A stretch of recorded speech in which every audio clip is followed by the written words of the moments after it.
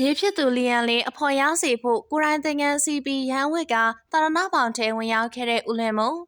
ပရိသတ်များအားလုံးပဲမင်္ဂလာပါရှင်ဒီဇင်ဘာလ6ရက်နေ့ကရုပ်ရှင်သရုပ်ဆောင်ဦးလင်မုံရဲ့ဦးတီတော်မြေလေးဖြစ်သူလီယန်ဟာဆိုရင်ဒီဇင်ဘာလ6ရက်နေ့မှာရန်ခံရှင်ပြုခဲ့ပြီးတာရဏပေါင်ဝင်ရောက်ခဲ့တာဖြစ်ပါတယ်ဒါကြောင့်လည်းမြေဖြစ်သူလီယန်လေးအဖော်ရစေဖို့အတွက်သူကိုယ်တိုင်မှာသင်ငန်းစီပီရန်ဝစ်ကတာရဏပေါင်ကိုဝင်ရောက်ခဲ့တာဖြစ်ပါတယ်မြေဖြစ်သူလီယန်လေးကအဖိုးဖြစ်သူဦးလင်မိုးနဲ့အဖွားဖြစ်သူဒေါ်မေသူကိုရဟန်းထိုင်ကာနဲ့ရဟန်းထိုင်ကာမကြီးဖြစ်စေဖို့အတွက်ရှင်ပြုရဟန်းခံပွဲကြီးမှာမြေဦးတယောက်အနေနဲ့မောင်ရှင်လောင်းဖြစ်ဂျေဇူးဆက်နိုင်ခဲ့တာဖြစ်ပါတယ်။လီယန်လေးကမိခင်ဖြစ်သူယွန်းဒီလွင်မိုးရဲ့သားလေးဆိုပေမဲ့အဖိုးဖြစ်သူဦးလင်မိုးနဲ့အဖွားဖြစ်သူဒေါ်မေသူတို့ရဲ့လက်ထဲမှာပဲကြီးပြင်းခဲ့တာဖြစ်ပါတယ်။အကြောင်းကတော့ယွန်းဒီလွန်မိုးနဲ့ခင်မွန်းဖြစ်သူတို့ကနိုင်ငံခြားမှာပဲကြောင်းတက်ကနေထိုင်နေတာကြောင့်ဖြစ်ပါတယ်။ဒါကြောင့်လည်းဦးလင်မိုးတို့ဆောင်တဲလေးကတားလေးလီယန်ကိုစောင့်ရှောက်နေခဲ့တာဖြစ်ပါတယ်။ယွန်းဒီလွန်မိုးကတခုလက်ဘွားကိုရောက်သွားပြီးဖြစ်ပေမဲ့ဖခင်ဖြစ်သူဦးလင်မိုးကသမီးဖြစ်သူဘက်ကနေအကောင်ဆုံးရက်တီပေးကစပိုတင်ပေးခဲ့တာပါ။ဒါကြောင့်လည်းယွန်းဒီလွန်မိုးကအကောင်ဆုံးတောက်ပကအနုပညာလောကထဲကိုထက်မှန်ချေချကအကောင်ဆုံးစူးစမ်းပြနိုင်ခဲ့တာဖြစ်ပါတယ်။ယွန်းဒီလွန်မိုးကလည်းဖခင်ရဲ့အပြေးဝအားအင်ပေးမှုမိခင်ရဲ့လမ်းပြသွန်သင်မှု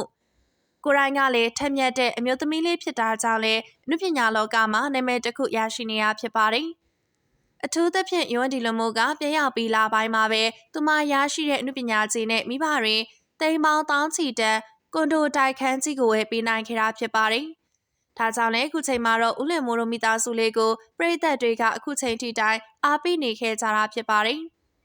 ပြီးခဲ့တဲ့ဒီဇင်ဘာ6ရက်နဲ့9ရက်နေ့မှာပြုလုပ်ခြင်းပါတဲ့ရဟန်းခံရှင်ပြုအလူမင်္ဂလာပွဲကြီးမှာတော့ဦးလင်အမိုးနဲ့ဒေါ်မေသူတို့ကမြေဖြစ်သူလီယန်လေးအတွက်တပိတ်လွယ်သင်္ကန်းပိုက်ကရဟန်းထိုင်ကာကြီးရဟန်းထိုင်ကာမကြီးအဖြစ်သို့ရရှိသွားခဲ့ပြီးပဲဖြစ်ပါတယ်။ဒီအလူမင်္ဂလာပွဲကြီးကိုတော့စင်ကာပူမှာနေထိုင်တဲ့ဦးစိန်ဟုံးနဲ့ဒေါ်စင်စင်ထေတို့ကအလူထိုင်ကာတွေဖြစ်ကြပြီးဦးလင်မိုးအဖေရဲ့ညီမဖြစ်သူကဦးစီးပြီးအလူတော်အကြီးကိုကြီးကျယ်ခမ်းနားစွာပြုလုပ်ခဲ့တာဖြစ်ပါတယ်။ညီကိုမောင်နှမကိုရောက်ထဲမှာတော့ဦးလင်မိုးရဲ့အဖေဖြစ်သူကအကြီးဆုံးဖြစ်ပြီးတော့ဒီအလူပွဲကြီးကရှင်မျိုးတွေအကုန်စုံကြတဲ့မိသားစုပွဲလေးဖြစ်ခဲ့တာပါ။ဒါကြောင့်လည်းဒီအလူတော်ပွဲကြီးကအမျိုးတွေစုံတဲ့ပွဲဖြစ်သလိုကြီးကျယ်ခမ်းနားတဲ့အလူတော်ကြီးလည်းဖြစ်ပါတယ်။ဦးလင်မိုးနဲ့ဒေါ်မီသူတို့ကသမီးလေး2ယောက်ကိုသာမွေးထားတာကြောင့်တာယဟန်မရှိခဲ့ရကနေခုဆိုရင်လီယန်လေးကြောင့်တရဏမိခင်ဖခင်တွေဖြစ်ခွင့်ရခဲ့ကြပြီးပဲဖြစ်ပါတယ်။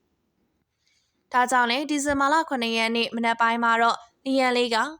ကိုရင်လေးအဖြစ်နဲ့အာယုံစွန်းစားတရားထိုင်ပတိစိတ်ကိစ္စရပ်လေးတွေကိုပြုလုပ်နေပြီးမလို့ကြည်နူးရကြောင်းဒေါ်မေသူကဆိုလာခဲ့တာဖြစ်ပါတယ်